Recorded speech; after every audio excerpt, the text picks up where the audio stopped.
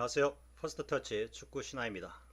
축구는 발과 머리로 하는 것이 아니라 발목과 지능으로 한다. 이 모토는 축구 신화가 줄곧 주장해 온 축구 철학입니다. 그리고 이 두 역량을 모두 최고로 갖춘 선수는 이른바 월드 클래스 반열에 이르고 더 나아가서 글로벌 슈퍼스타로 자리매김을 합니다. 이 두 가지 역량을 최고 수준으로 갖춘 선수가 바로 리오넬 메시입니다. 그리고 메시는 이러한 역량을 실전에서 100% 시연하면서 많은 골과 도움을 기록하기 때문에 단순히 보여주기 수준의 프리스타일 개인기에 그치는 호날두와 차별화되면서 명실상부한 세계 최고의 선수로 평가되는 것입니다. 우리 축구 역사에서 이러한 역량을 최고 수준으로 두루 갖춘 선수는 여지껏 없었다고 해도 과언이 아닙니다. 독일 분데스리가를 지배했던 차범근 선수도 발목 스킬과 지능이라는 측면에서는 그 완성도가 부족했으며 엄청난 스피드와 뛰어난 골 결정력으로 한 시대를 풍미했다고 할 수 있습니다. 호날두, 웨인 루니 등과 맨유의 전성기를 함께했던 박지성도 지능적인 측면에서는 상당한 수준의 플레이를 보여주었지만 특히 발목을 활용한 스킬에서는 현저히 부족한 면을 드러내었습니다.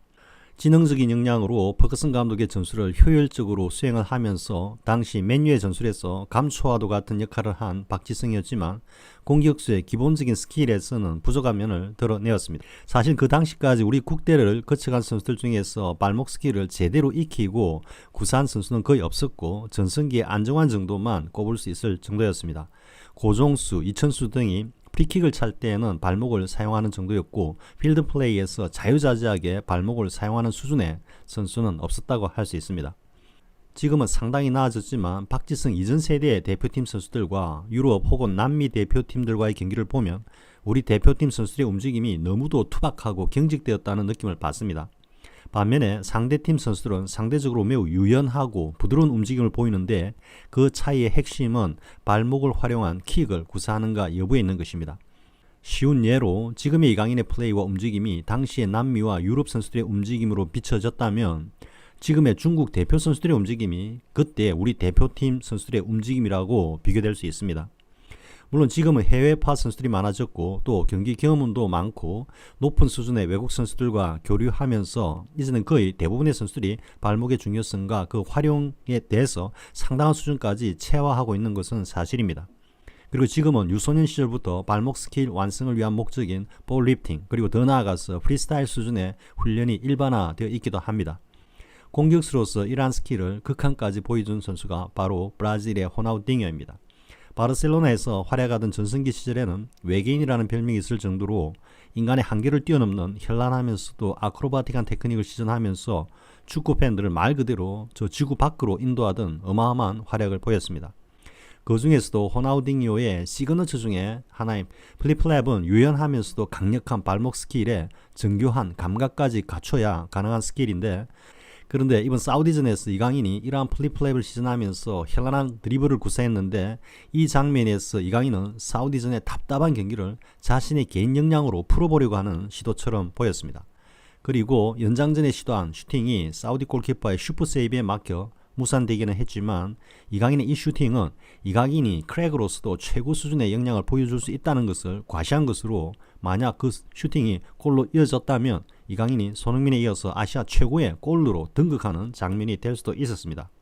바레인전에서 중거리 폭골을 포함한 2골 그리고 말레이시아전에서의 그 장거리 슈퍼 프리킥골 지금까지 이렇게 3골을 기록하고 있는 이강인의 골의 퀄리티가 모두 최고 수준이라는 점에서 이강인은 이미 우리 대표팀의 최고의 골로 올라섰을 뿐만 아니라 드리블, 키패스, 방향전환의 롱크로스 등 공격수로서의 모든 부문에서 최고 수준의 역량을 보여주고 있습니다.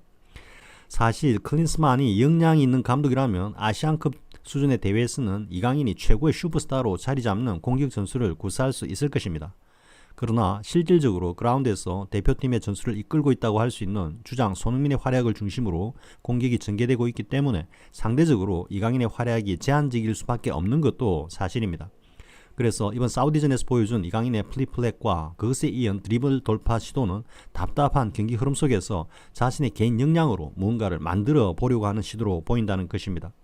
그리고 이런 시도는 이강인의 활약이 우리 대표팀에서 핵심 역할을 할 때면 더욱 자주 볼 수 있을 것으로 기대됩니다. 즉 바르셀로나 시절의 전성기 메시의 플레이를 기대해 볼 수 있을 정도로 지금의 이강인의 역량은 절정을 향해 달려가는 모습인데, 소속팀인 파리 상제르맹에서도 다소 그렇지만 특히 클린스만이 이끄는 우리 대표팀에서는 이러한 이강인의 역량을 효과적으로 발휘할 수 있는 전술적 뒷받침이 되지 않고 있다는 것이 아쉽습니다. 대표팀에서 손흥민과 이강인의 관계를 보면 이제는 손흥민이 이강인에게 공격의 중심 역할을 물려주고 토트넘에서 혹은 다른 클럽에서 남은 커리어를 관리하는 시점이 되지 않았나 하는 생각이 듭니다. 손흥민이 지금까지 대표팀에서 보여준 헌신과 희생은 아무리 많은 박수를 받는다고 해도 모자란다고 할 수 있을 정도로 손흥민은 대표팀에서 자신의 모든 것을 다 바쳤다고 해도 과언이 아닐 것입니다. 그러기 위해서는 더더욱 무능한 클린스만을 경질하고 적어도 이강인을 중심으로 하는 우리 대표팀의 공격 라인을 빌드업할 수 있는 역량 있는 감독이 필요하다는 생각이 듭니다. 다시 아시안컵으로 돌아오면 이강인의 역할과 가치는 일본과 같은 기술적인 축구를 구사하는 팀들과의 대결에서 더욱 빛을 발할 것이라는 생각이 듭니다. 이전에 카타르 월드컵 브라질과의 16강전에서 자신들이 세계 최고 수준의 선수들이라고 거만함을 뽐내는 브라질 국대 선수들을 여러 명 앞에 두고 그들을 한 수 아래로 내려다보는 듯 그냥 드리블 돌파를 시전해버리는 이강인의 기술과 배짱에서 보았듯이 이강인의 이러한 역량은 가히 우리 축구 역사에서는 거의 전무후무한 것입니다. 그리고 이강인은 세계 축구사에서도 한 획을 그을 수 있는 역량을 가지고 있습니다. 이강인이 메시와 비견된다는 것에는 모두가 아직은 고개가 갸웃하지만 이강인이 자신을 공격 전술의 핵심으로 활용하는 최고 수준의 팀에서 뛰게 된다면 적어도 메시의 향수를 느낄 수 있는 수준의 플레이는 보여줄 것이고, 어쩌면 메시와 함께 항상 그 이름이 거론되는 수준의 선수가 될 수도 있다고 봅니다. 만약 우리 대표팀이 일본과 일전을 치르게 된다면 이강인이 승부를 결정짓는 활약을 할 것으로 기대가 됩니다. 개인기를 바탕으로 하는 티키타카를 베이스로 경기를 운영하는 일본 선수들은 자신보다 몇 수 위인 이강인의 개인기에 직면하게 될 때 과연 일본 선수들이 어떤 플레이가 나올지도 매우 궁금하고 또 흥미롭습니다.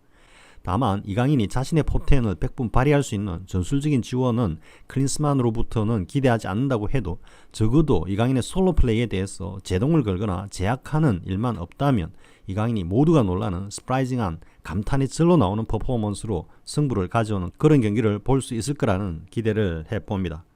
일전에 손흥민이 우리를 환호하게 한다면 이강인은 우리를 감탄하게 할 것이다 라고 축구신화가 말했듯이 이제는 이강인의 플레이에 기대감이 한층 더 높아지고 있습니다.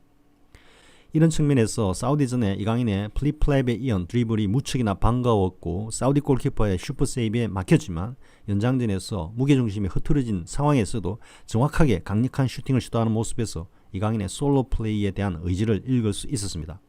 그러므로 향후 경기들에서는 이강인의 이러한 솔로 플레이가 자주 나올 것으로 기대되고 또 이런 이강인의 플레이가 승리를 가져오는 결과로 이어질 것으로 기대해 봅니다.